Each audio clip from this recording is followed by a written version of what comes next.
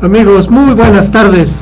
Estamos aquí en su programa Contrapunto TV, que se transmite todos los miércoles por astl.tv a las 13 horas. Me da gusto estar con ustedes. Quiero presentarles, pues, ya lo conocen, aquí nuestro analista de cabecera, Oscar Valencia. Un gusto estar contigo, Enrique. Que ustedes saben que preside la Asociación Política Nacional Jóvenes Universitarios por México.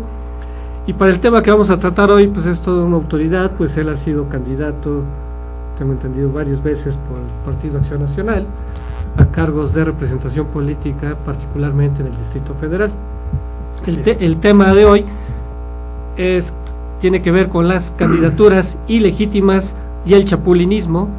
Ustedes saben que es un tema candente en estos momentos, que los partidos están postulando a sus precandidatos para el proceso electoral que culminará en junio de este año. Particularmente ha sido escandaloso lo relativo a los jefes delegacionales que han renunciado anticipadamente para contender fundamentalmente para diputaciones.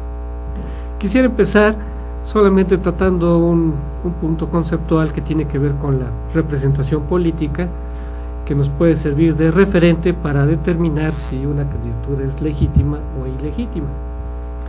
De acuerdo con la teoría liberal de la representación política, todos aquellos que son electos para un cargo tienen una doble representación. Una tiene que ver con que son representantes de la nación, es decir, representan el interés general, y simultáneamente son representantes de su comunidad que los eligió, de los ciudadanos que eligieron a estos representantes. ¿Qué significa esto? Que no es una relación dialéctica ni mucho menos, sino más bien diríamos es una relación dialógica, que quiere decir que coexisten ambos intereses. No puede ser el interés comunitario contrario al interés de la nación, sino al contrario, tienen que coexistir, se tienen que complementar. Entonces, partiendo de ese punto conceptual, podemos ir entrando en materia y yo le preguntaría a Oscar si le gustaría que comenzáramos con un tema que pues es escandaloso per se, que es justamente el retorno de Madero a la presidencia del PAN, después de que ya quedó inscrito como candidato plurinominal uno en la lista para estas elecciones. ¿Cómo ves, Oscar, este asunto? Bueno, a ver, yo, retomando un poco lo que hablábamos la semana pasada, a mí me parece que esto se va haciendo una cadena de errores, independientemente de que sí es escandaloso, porque lo que solamente ves es el interés particular de un grupo que está hoy con las riendas del partido, y no pensando en el partido, sino pensando obviamente en sus puros intereses. Entonces se vienen dando por consecuencia lo que estamos viendo. ¿Qué pasó la semana pasada? La semana pasada nombraron a las cabezas de la circunscripción, o sea, estos diputados plurinominales que se nombraron la semana pasada en el PAN, fueron los que ya están asegurando una plaza como diputados por el número que ocupan en esta lista. Entonces, ser el número uno de una lista de una circunscripción como un partido como el PAN, asegura que eres diputado federal en cualquier circunstancia. Solamente que te mueras es lo único que puede pasar, que no seas diputado. Y en esta dinámica le negaron el espacio a Margarita Zavala, que eso aquí lo mencionamos y yo lo reitero, me parece un gravísimo error, porque Margarita es un activo político del PAN. Más allá de que alguien prefiera o no prefiera al Partido Político Nacional, yo creo que se puede reconocer una trayectoria política de Margarita y además un buen desempeño como primera dama cuando fue su esposo el presidente Felipe Calderón. Ella, su papel fue un bajo perfil, no tomó esos exabruptos que vimos en sexenios pasados por otras primeras damas, y entonces en esa dinámica lo que se le reconoce es esa madurez política y haber esperado sus tiempos, y ahora que vendrían sus tiempos en realidad, el grupo del Consejo Nacional del partido, por cuestiones de negociaciones, sin pensar en el partido, sin pensar en la proyección, sin pensar en el número de votos que pudiera haber generado un liderazgo como Margarita Zavala en las calles haciendo campaña, ya directamente como diputada plurinominal, y si además le hubieran querido dar un distrito, bueno, la nombras plurinominal y la pones a hacer campaña en el distrito. Si gana el distrito, no toma la plurinominal, pero ya hizo campaña, pero tiene asegurado un espacio. ¿Qué sucede en toda la mente que está ahorita manejando esto, que es Gustavo Madero? Pues no le gustó la posición de que Margarita le pudiera hacer sombra, y ahora además de que mucha gente le solicitó por las redes sociales, algunos liderazgos del PAN le dijeron que ya no regresara porque además Ricardo Anaya estaba haciendo un buen papel como presidente. Yo la verdad es que creo que ha sido un presidente moderado, ha hecho propuestas y a veces es más de lo que le puedes pedir a un presidente de un partido. Entonces que Anaya hubiera continuado con su posición como presidente hubiera dejado como las cosas claras. ¿Qué sucede ayer con el regreso de Madero? Deja claro que él es el que tiene el control del partido, por un lado. Dos, mueve a Anaya hacia ser el coordinador de los diputados federales. Él era diputado federal, pidió licencia para dejar eso y sumarse a la campaña con Madero, y posteriormente ellos ganaron la elección interna y después Madero pide la licencia para competir por esta diputación, que parece incongruente que él quiera ser presidente y además después pidas una licencia para poder ser diputado. Yo creo que era más fácil dejar que Anaya compitiera, que él se quedara como presidente y que se hiciera un compromiso de apoyarlo como diputado. Pero entonces lo que vas viendo es cómo no dejan un espacio abierto para que haya alguna disertación. No, simplemente los espacios están cooptados por ellos y la cabeza sigue siendo Madero. ¿Cuál es el claro oscuro de, por ejemplo, mandar a Anaya al tema de ser el coordinador de los diputados federales en este momento? Aún le quedan escasos 8 meses a esa legislatura, viene un periodo legislativo que va a iniciarse en febrero, y entonces 2 temas importantísimos que se van a empujar por parte de Acción Nacional son el tema de anticorrupción, que ha sido la bandera de Anaya en todos los comerciales que ha podido salir en la tele, y 2, empujar el tema de la fiscalía y los nombramientos de estas fiscalías nuevas que aún quedan acéfalos y que no sabemos quiénes vayan a tomar. Entonces, luego nombrar a Chabelo, al diputado Isabel, creo que Trejo es su apellido, el tema de mandarlo como secretario general, pues es simplemente un ver cómo se mueven las fichas, y yo creo que a la percepción de los que conocemos de la política y los ciudadanos que estamos atentos a ellos, entonces se ve una manipulación de espacios donde no hay un tema democrático, ni plural, ni incluyente en el tema de Acción Nacional. Entonces eso es lo que me parece a mí grave en todo esto, hacia lo que viene en la elección del 2015, que creo que me parece que es de lo menos malo, pero sí me parece escandaloso que una sola persona esté tomando decisiones en un partido político, sea el que sea, que son temas de interés público. Eso es lo que a mí me parece grave. Pero entonces, a ver, sobre todo le tenemos que decir a nuestro público por qué sería una candidatura ilegítima.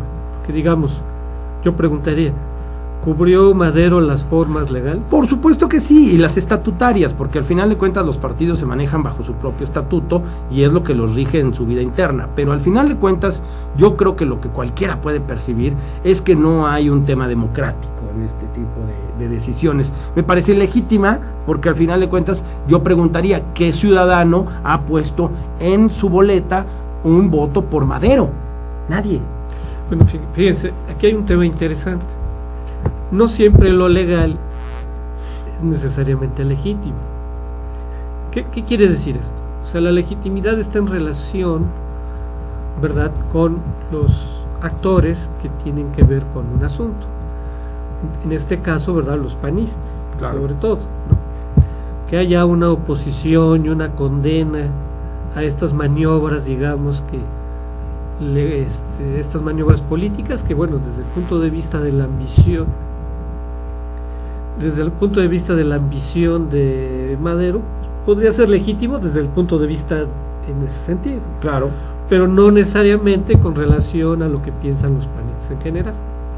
Bueno, amigos, pues vamos a tener una pausa, vamos a regresar en unos minutos para continuar con este tema de candidaturas ilegítimas y chapulinismo. Gracias.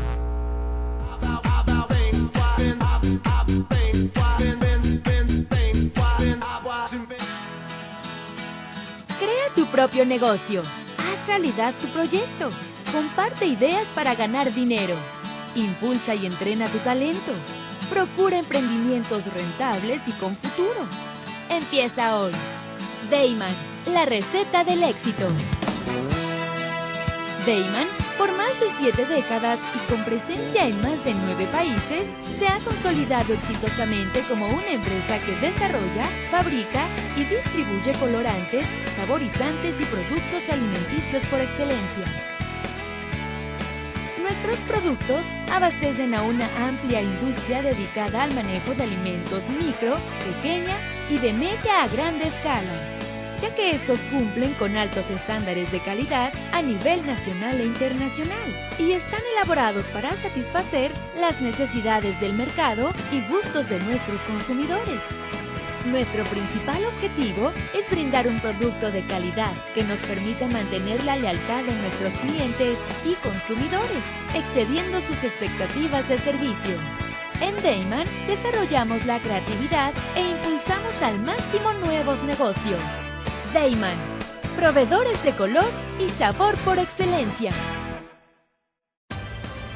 Con Trujillo Betanzos y Asociados, tus proyectos están en buenas manos. Trujillo Betanzos y Asociados te ofrece servicios de fe pública en materia mercantil, asesoría legal, contable, fiscal y de negocios, litigio civil y mercantil, evaluación y asesoría financiera y área académica, porque nuestros clientes son nuestros mejores amigos.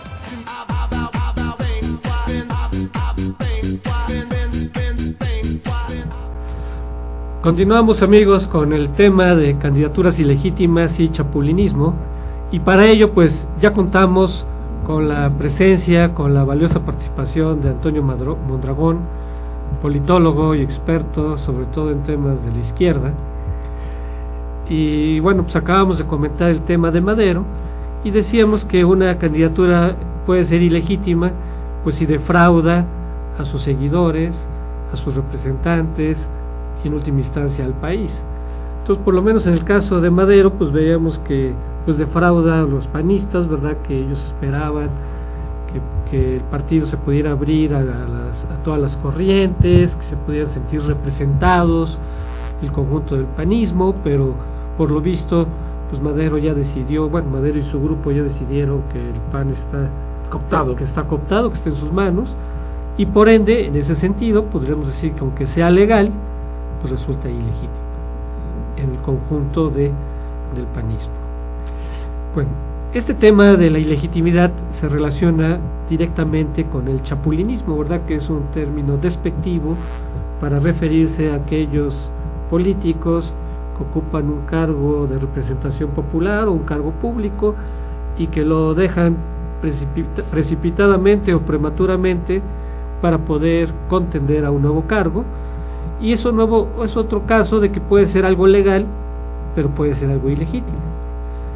Es legal en el sentido que, bueno, pues la ley así lo establece, y en ese sentido pues no se puede criticar a gente que tenga la ambición de contender, ¿verdad? Dejar un cargo y contender por otro.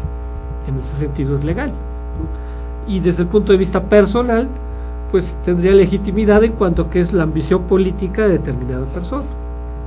Sin embargo, como decíamos al principio, la representación política está relacionada con dos aspectos, con la voluntad general o el interés general y el interés de una comunidad que va a elegir en específico a un candidato. Entonces, en ese sentido, pues sí podríamos relacionarlo con la ilegitimidad, pero me gustaría ver qué piensa Antonio. Podemos empezar con el desplegado de la Coparmex, ¿verdad? Que hace incluso proclama un boicot, ¿no? Para el chapulinismo, ¿no? Sí lo viste, ¿no? Bueno, en primer lugar, buenas tardes, un saludo, compañeros, una disculpa por esta tardanza entre el tráfico en la Ciudad de México.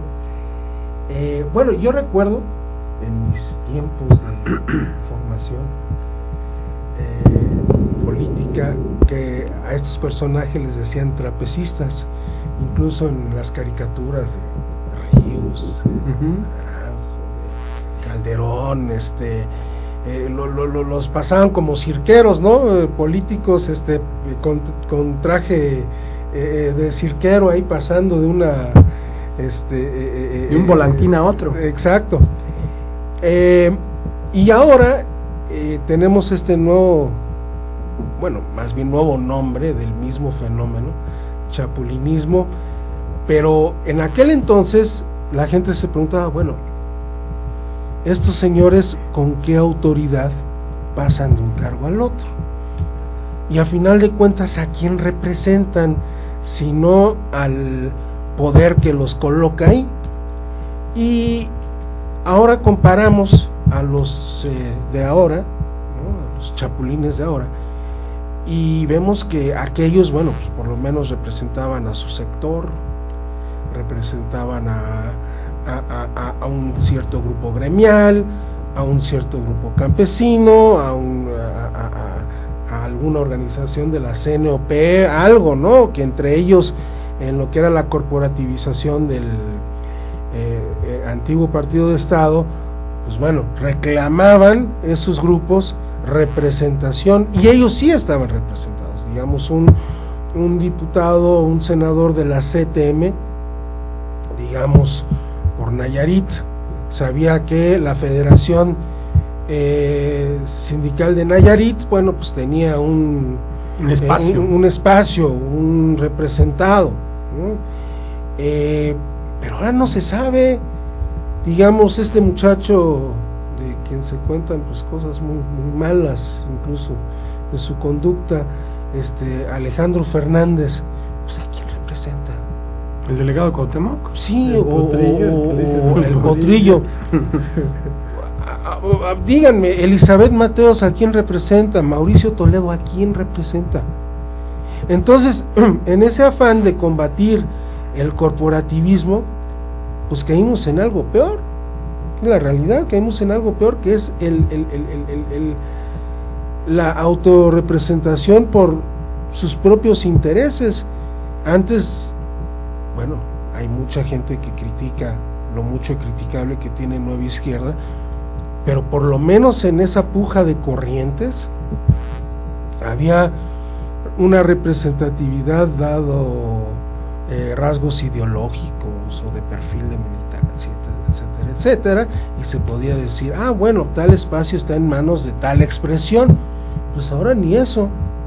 Ahora supuestamente la expresión de oposición es IDN, de René Bejarano, pero en realidad en su actuar y en su proceder, pues ¿qué diferencia tiene con los otros? Ninguna. O dentro de la misma coalición que está gobernando ahora el PRD, ¿qué diferencia hay entre el grupo de la señora Amalia García con ADN o con Nueva Izquierda? Bueno, se podría decir que representan a unos grupos clientelares. Se podría decir, así como antes había una representación corporativa, ahora podría decirse que representan a grupos clientelares de determinada... Quizá por eso el ambulantaje y otras prácticas irregulares han crecido, justamente para ampliar esa base clientelar. Claro, un caso clarísimo es la delegación Cuauhtémoc, ¿no? Donde el comercio ambulante, en vez de disminuir, ha aumentado, donde el crimen, que nunca hay que descartar en estos juegos, ha aumentado casi al doble. Tenemos que hay grupos que desde las delegaciones son favorecidas a cambio de futuros apoyos, de modo que pues se opera esto en razón de un clientelismo que ya ni siquiera pasa por lo ideológico, ¿no? Que era la justificación antes.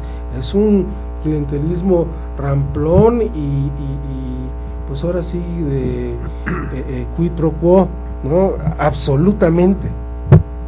Pero qué bueno que tocas ese tema de Cuauhtémoc, porque justamente una de las cuestiones que más han criticado del chapulinismo es de que los delegados se van, dejan tirado el changarro. Un año casi antes. O sea, dejan tirado el changarro, y además de que en ese sentido defraudan a sus electores porque no cumplieron con la encomienda, porque ellos tenían un compromiso. Y además nos ponen a alguien que ahora va a gobernar sin la legitimación de la que hablamos del voto popular. Porque ni siquiera hay un consejo o un cabildo ahí que nombre un sustituto, claro, ¿no? Pero en el caso particular de Cuauhtémoc se dice que él dejó peor la delegación que como la recibió.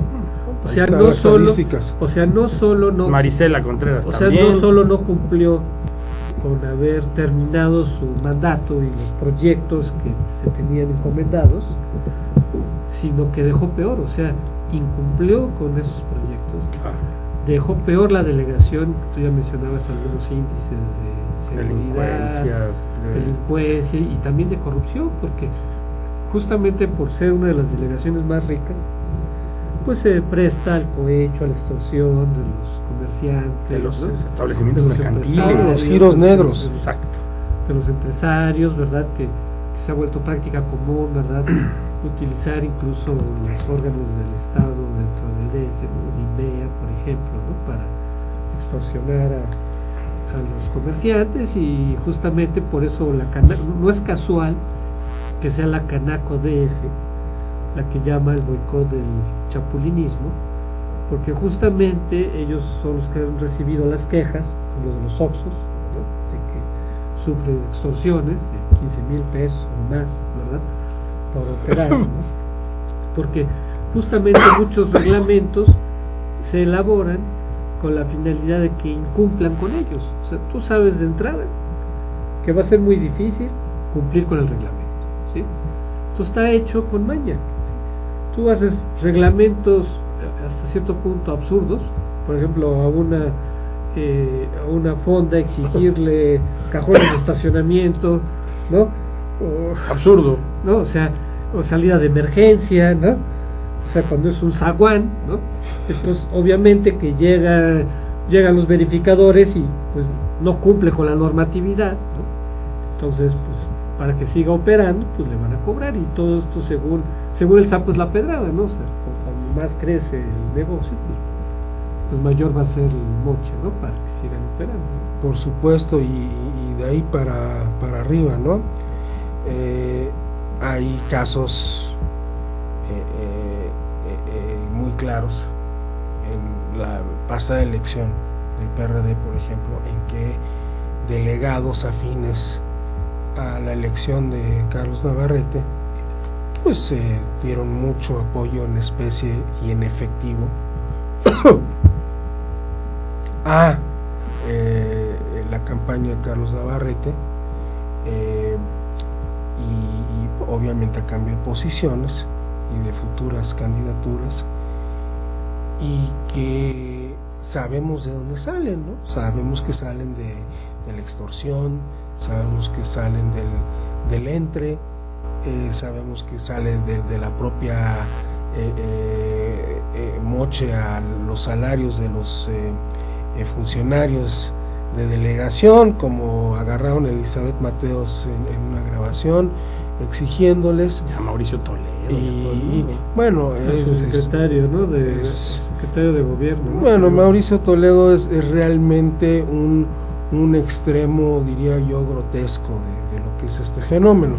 Sí, aquí sí me van a perdonar la falta de objetividad, o el extremo de la objetividad. Bueno, Mauricio es un muchacho que es hijo de exiliados chilenos en México, que tú sabes que fuimos muy beneficiados, claro, a nivel brillante, a nivel de universitario, y también se les recibió bien, y se les recibió muy bien. Y entonces Mauricio era un muchacho pues que creció con una cierta ideología, con unas enseñanzas, y que pues se han venido quebrando, digamos que en paralelo que se ha podrido la vida interior del partido en el que él milita. Pero bueno, tenemos que reconocer como ciudadanos, yo no sé si poner la responsabilidad o la culpa del fracaso totalmente en los estamentos políticos, pero tenemos que recordar cuál es el origen de esas leyes que marcan que tienen que pedir licencia y todo esto. Porque, como diría el afortunado primer secretario de Gobernación de Vicente Fox, todo nace del sospechosismo. Esto es la certeza, que no la sospecha, de que si alguien en funciones va a buscar otro cargo, utilizará todos los recursos que tenga a su mano por medio del cargo que ejerce en ese momento, para emplearlos en la campaña o en la elección que viene, en la que participará la misma persona. Entonces, como eso lo hacen incluso sin ser los propietarios de una delegación o de una posición legislativa, pues creo que no estamos equivocados al pensar que lo utilizarían a nombre propio si la ley se los permitiera. De todas maneras lo hacen. Siempre cuando se va a analizar una elección o las probabilidades de una elección se dice, pero está la estructura estatal al servicio de tal candidato. No, pues el gobernador lo va a consentir.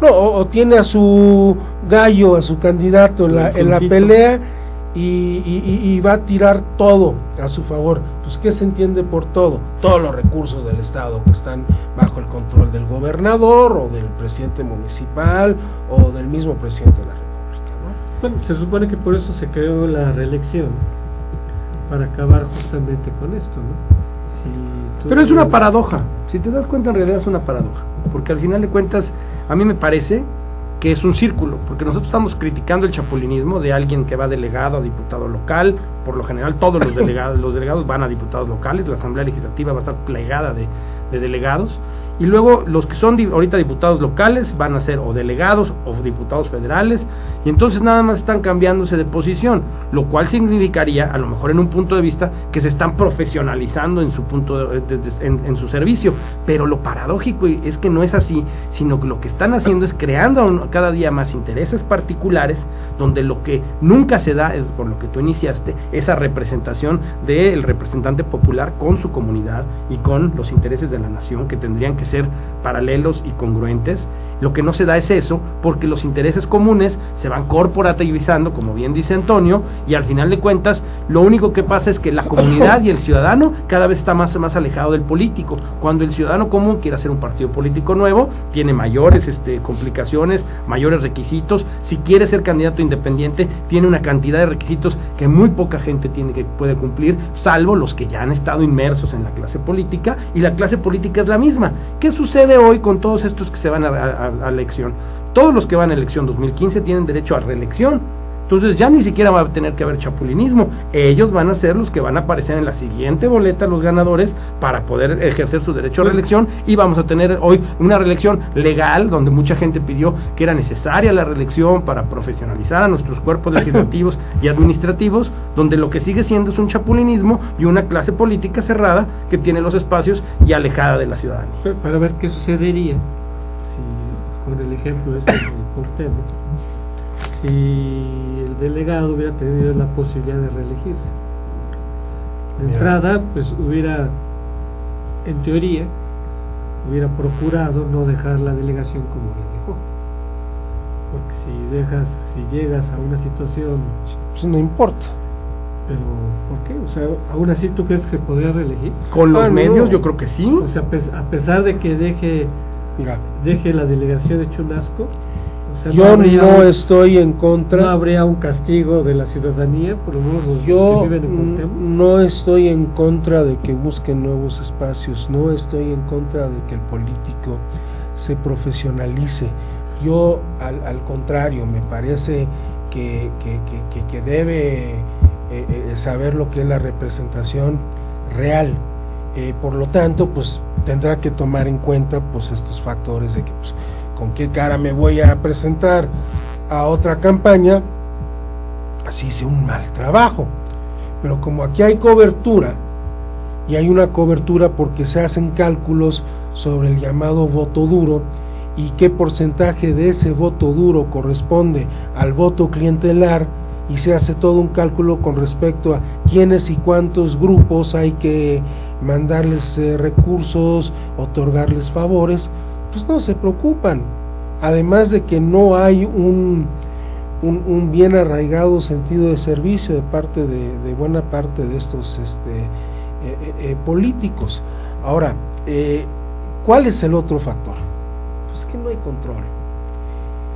Vemos en otros países donde un primer ministro no tiene que dejar de ser primer ministro para contender, que un presidente no tiene que dejar de serlo para contender, y de ahí hasta la base de la pirámide, bueno, pues porque hay organismos de control férreos que están vigilando que no se desvíe ni un centavo a la campaña del político, del funcionario que está en funciones. En inglés le llaman el famoso incumbent. El incumbent, que es el que está en ejercicio, pues no puede utilizar los medios por decirte, la presidencia, ahora que Obama se religió, o ninguno puede utilizarlos, ¿no? Es más, llegan al grado de que revisan toda su vida financiera anterior para ver si no en algún momento pudo ser que estuvieran involucrados en algún arreglo o en algún negocio que pudo haber financiado alguna campaña. A Clinton lo iban a desaforar por un negocio fallido, completamente independiente de su accionar político, por la simple sospecha de que pudo haber llevado dinero de esa operación para una campaña a gobernador, o sea, mucho antes de que fuera candidato a la presidencia, que es el famoso caso Whitewater. De modo que pues aquí no hay esa clase de controles. Entonces tendríamos que estar de acuerdo que tendría que haber mecanismos de transparencia y rendición de cuentas para que si un delegado o cualquiera que tenga un cargo público, pues antes de tirar el changarro, que rinda cuentas. Pues sí, pero la partidocracia no se va a poner que, una camisa de fuerza. No, Es yo absurdo. creo que a final de cuentas no va a ser problema. Yo creo que es cuestión de justamente todas estas críticas tendrán que mellar a fuerza, ¿no? Pero no han mellado en años, No. que se me hace muy ingenuo y además optimista yo no- pensarlo así. Porque que sí la se lógica va. era que los partidos se vigilaran uno al otro, pero en cambio lograron hacer muchas migas y se pusieron de acuerdo en lo que les interesaba a todos. Por ejemplo, Oscar, que has estado cerca del Poder Legislativo, cuando aumentan recursos para las fracciones parlamentarias, Claro. o aumentan las dietas, ¿hay alguien que diga no? No, nadie se queja o nadie dice yo rechazo esta No, eso posición. es definitivo. Ahora, nada más lo voy a poner en esta lógica. Ujú. Cuando se estaba aprobando la reforma energética, hicieron mucho ruido los diputados del Movimiento Ciudadano, Zuleima Huidobro, Ricardo Monreal, de que les habían llegado un cheque por 25 millones de pesos. ¿Y por qué les llegó a Movimiento Ciudadano en particular un cheque de esa envergadura? Cuando había llegado cheques de ese mismo talante a todos los grupos parlamentarios. Pues lo que alegó el Congreso es que ese era dinero porque iban a trabajar horas extras, porque iban a hacer jornadas muy largas, iban a hacer debates muy largos. Entonces, para los insumos que ellos iban a requerir, se les dio esta partida de lo que venía, no era un bono, porque primero hablaba la diputada Zuleima que era un bono y luego no se retractó de que no era un bono, sino que eran subvenciones que había dictaminado la misma Cámara de Diputados, que le tocaba a todos los grupos parlamentarios. Movimiento Ciudadano devolvió el bono, los demás no. Entonces yo digo, a ver, es un tema de esa complicidad que hay entre los partidos. Movimiento Ciudadano vio la posibilidad de granjear un capital político al momento de devolver el dinero, pero la cantidad de recursos que se dividen y se reparten en esta partidocracia es brutal. O sea, yo he trabajado en Cámara de Diputados y realmente ves que es un río de dinero para las para las comisiones legislativas, para los asesores, para los mismos diputados, para las agencias de viaje. Entonces dices, cada vez que revisas este tema es brutal la cantidad de dinero, y ojo, el presupuesto del Poder Legislativo es el más bajo de los tres poderes. Eso es verdad, ¿no? Hay mucha opacidad en el Congreso, hay muchos sobres cerrados, sobre todo para los que presiden comisiones, Claro. que se desconoce, ¿verdad?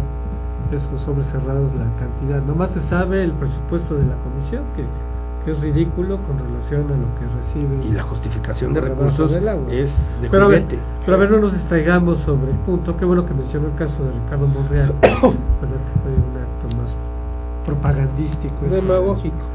del regresar el cheque.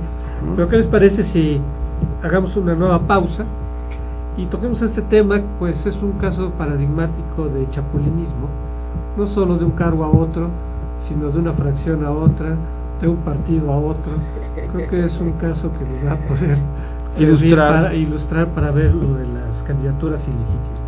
Estamos aquí en el tema de candidaturas ilegítimas y chapulinismo en Contrapunto TV, que se transmite todos los miércoles a las 13 horas. Los invitamos a que se queden con nosotros. Pues continuamos en unos minutos. Gracias.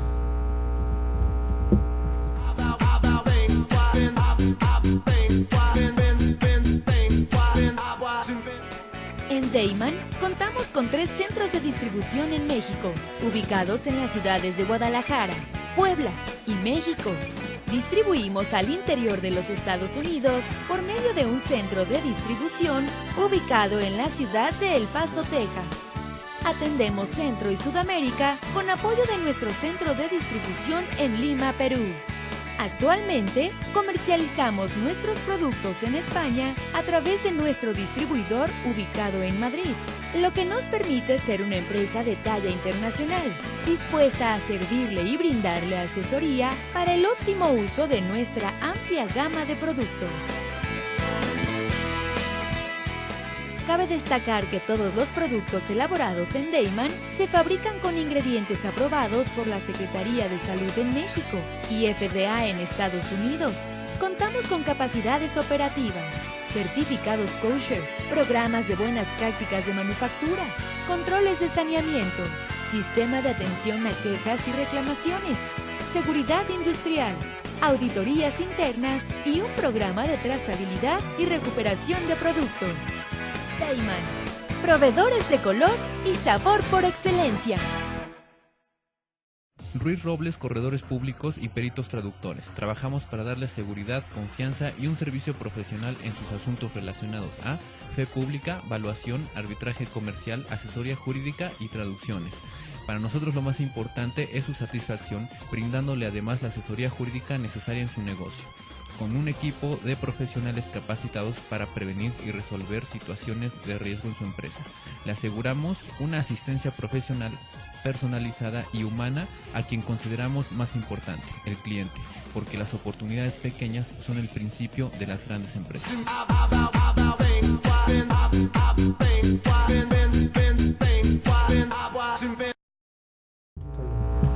Estamos de regreso en Contrapunto TV con el tema candidaturas ilegítimas y chapulinismo, y comentábamos al final del pasado, antes de este corte, un caso paradigmático que es el de Ricardo Monreal. Y bueno, pues yo creo que Antonio Mondragón conoce bien este caso y me gustaría que nos ilustrara al respecto. Ricardo Monreal era, cuando yo lo conocí, venía de ser diputado en la famosa, infausta 54 legislatura, la de 1988-91.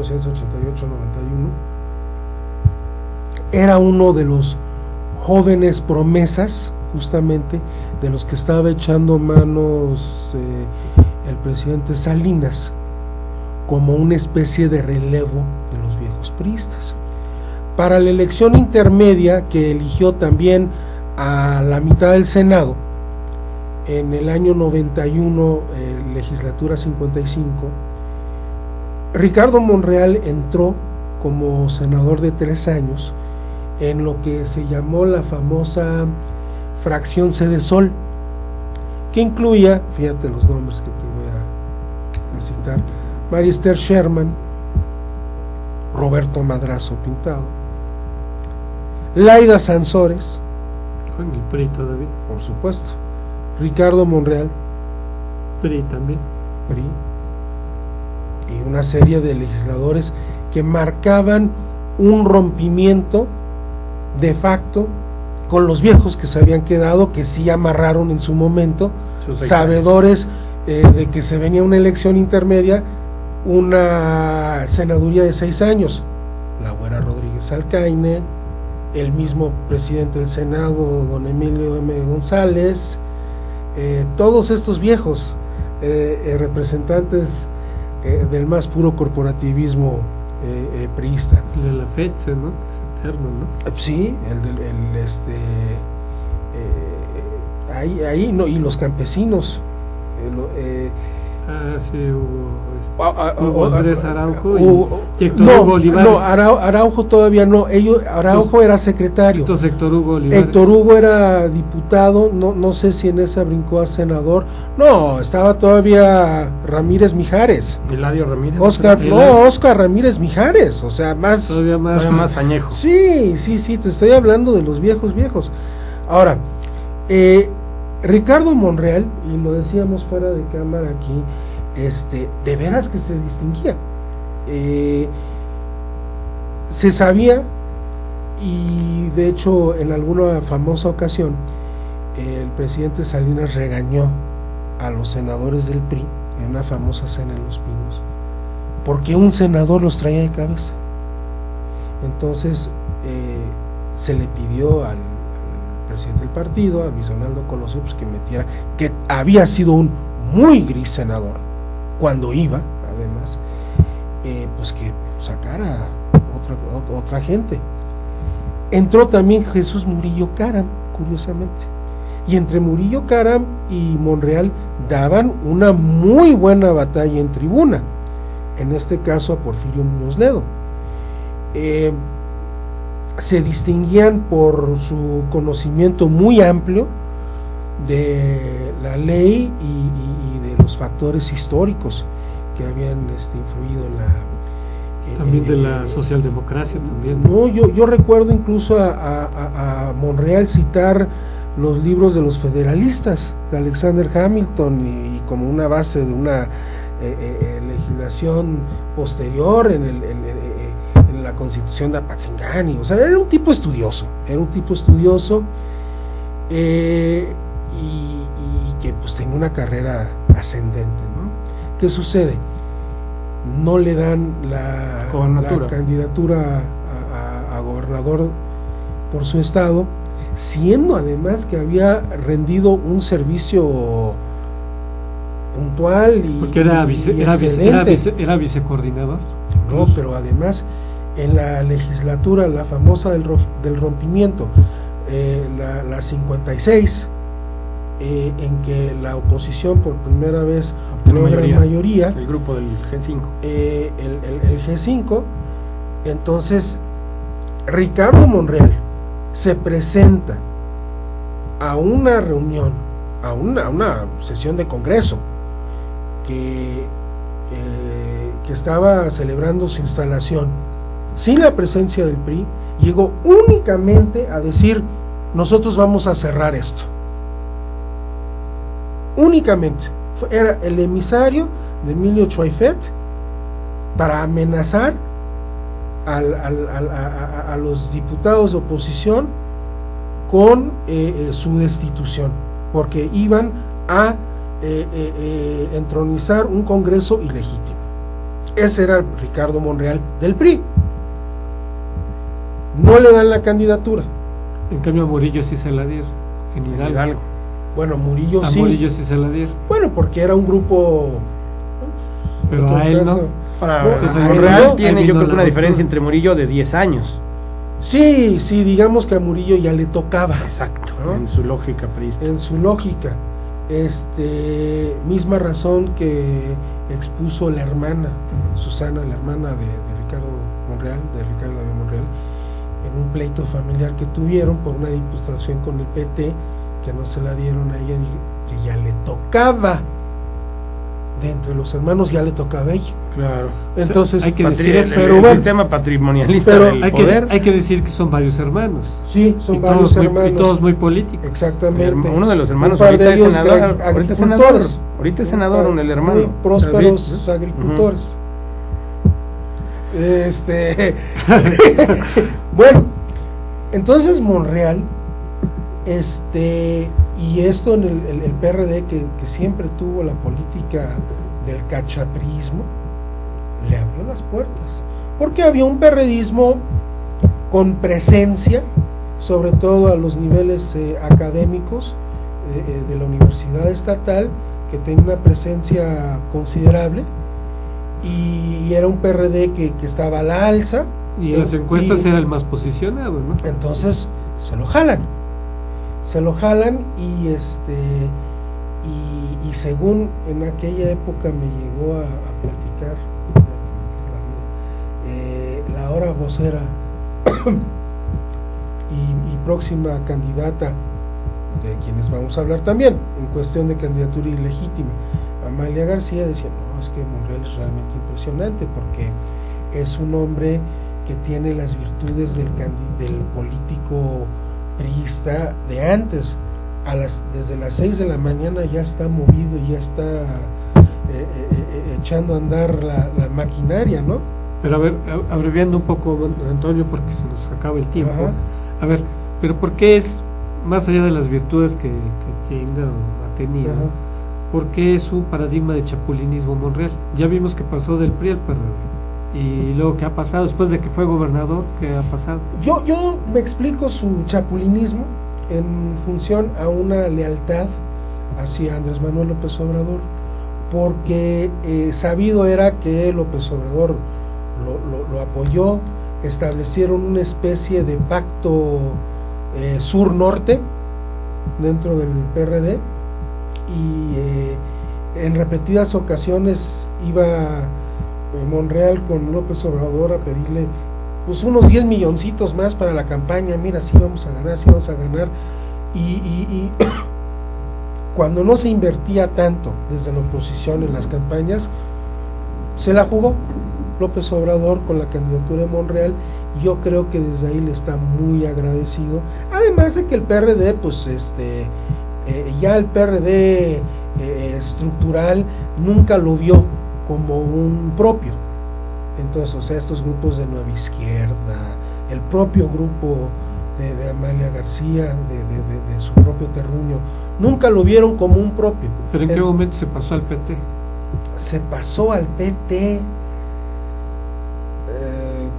con la candidatura, si no me equivoco, en el 2006. Ahí sí el dato no lo tengo, Pero no lo recuerdo bien. Lo que me refiero es que, o sea, más bien como tú decías, se asoció a López Obrador. Exacto. Y fue siguiendo su trayectoria. Así es. Incluso él coordinaba la fracción del PT. Y se pasó a Movimiento Ciudadano. Y ahora el de Movimiento Ciudadano. ¿Cómo es posible eso? A ver, explícanos, ¿cómo es posible que en una misma legislatura se pasen de una fracción a otra? Porque yo estimo que el Movimiento Ciudadano, Antigua Convergencia, su líder, Dante Delgado, estaba más comprometido con Andrés Manuel que los dueños del PT. Esto es, el PT a final de cuentas tenía gente propia. Claro, ¿no? Siempre ha sido. Y entonces ellos reconocen que pues el negocio lo hacen con López Obrador, pero no es como para que le imponga a todos los diputados, y más que nada porque quisieron hacerle una rebelión al designado coordinador de los diputados del PT, y la solución salomónica fue que antes de hacer un escándalo pues se fueran al otro partido satélite donde sí les iban a dar todas las facilidades, claro, por intervención directa de López Obrador con Dante Delgado. Y ahora ya está en Morena. Y ahora ya es de Morena, así es. Y va a ser su candidato. Sí, ya está. Mira, evidentemente, pues esta es otra cosa, los llamados precandidatos de Morena, que en realidad van a ser los candidatos, ya están designados. Por dedazo. Por dedazo, hay que ver cómo cumplen con su proceso interno. Están ya haciendo actos de campaña. O sea, la precampaña, para quienes ya son, pues ya son actos de campaña. Y es legal eso, porque yo tengo entendido que solamente hay solo hay precampaña cuando hay varios candidatos de un partido a un mismo cargo. A ver, yo tengo el dato, ahora que me dio una vuelta en el Tribunal Electoral del Distrito Federal, que hay juicios por actos anticipados de campaña a todos y cada uno de los candidatos de Morena. Estos 16 delegados tienen ahorita un procedimiento ante el Tribunal Electoral donde se está señalando que sus actos anticipados de campaña eran evidentes y que ahí debe haber una sanción por la ley de esos actos anticipados de campaña. campaña, que además son evidentes, porque ni siquiera son un tema de esconderlo. Yo voy pasando por Tlalpan, exactamente bajando de la calle que viene del centro de Tlalpan, y hay una barda que dice: Claudia Sheinbaum, tu contacto en Tlalpan del partido Morena. Y ese es incluso ya a nivel más de chisme político, se está diciendo que Clara Brugada está incurriendo en más y más actos que, si bien no tienen el éxito ni mucho menos que se espera, que ella estaría buscando, tipo López Obrador, que la sancionaran para ir a un cargo seguro, para brincar a la asamblea. Porque ya vio muy difícil que la delegación la pueda ganar. Así es, ¿no? Así es. Ahora, ya para aterrizar en el otro tema, Monreal, de Ricardo Monreal y su paisana y sucesora en la gubernatura del estado de Zacatecas, Amalia García. Ahora tenemos dos ex gobernadores de Zacatecas aquí en el DF. uno por Miguel Hidalgo y el otro por Cuauhtémoc. A ver, ¿cómo es eso, Antonio? Sí, es un candidato ya casi cierto, Ricardo Monreal, por la delegación Cuauhtémoc, por el partido Morena, y está, yo creo que todavía sujeto a negociación, la candidatura del PRD por la Miguel Hidalgo, porque el que ya empezó a sacar todos los postes, construcciones, curiosamente, hay carteles del Candidato, del precandidato, director jurídico de gobierno, con la misma estrategia, ojo, que usó Romo para su candidatura de 2012, con la misma imagen, el mismo tema, el mismo corte, que ojo, también es el mismo corte que se usó en el 2000 por un delegado panista que se llamaba Arne Sidney Ausen Ruttenjara. Bueno, ¿y sabes quién es socio de la casa encuestadora y de consultoría? Entonces, bueno, uno de los hijos de Jesús Zambrano es de los socios de tienen por cierto una casa muy bonita en los fondos de Polanco, en la calle de Emilio Castelar, y decía yo que todavía está bajo negociación, porque evidentemente no van a quemar, si es posible quemar más, la figura de Amalia García, inscribiéndola a ella como precandidata, si no va a ganar. A final de cuentas Razú es el que pudiera ganar una supuesta encuesta, que estas encuestas yo jamás las he visto, pero son muy buenos pretextos para no acudir a la base y tener una elección democrática, y de modo que, como mencionaba hoy un columnista, en el PRD los que están a la vista, la mayoría no van a ser, salvo el caso de Víctor Hugo Lugo, Víctor Hugo Lobo. Sí, que pueden ser borregos, ¿no? Nada más. Sí, son globos sondas. Sí, ahora, nosotros hemos hablado en otras ocasiones de la legitimidad política de estas dos candidaturas en particular, la de Ricardo Monreal, y Amalia García. Exacto, porque si dijeras, bueno, se distinguieron como grandes gobernadores, pero si tú ves la situación de Zacatecas, realmente... Pues dicen que Monreal sí fue buen gobernador, Amalia no. Más allá de su desempeño, del desempeño de la gestión de cada uno de ellos, el hecho mismo de haber ya encabezado un poder ejecutivo de otra entidad, a mí me parece que no es un paso en positivo para la ciudadanía del Distrito Federal. Claro. ¿Cuál es el arraigo de uno y otro en sus respectivas delegaciones? En el DF sabemos que tenemos una población bastante heterogénea, pero más allá de eso, caso que ya se vio con López Obrador, más allá de eso, el DF va a ser de tutelaje político.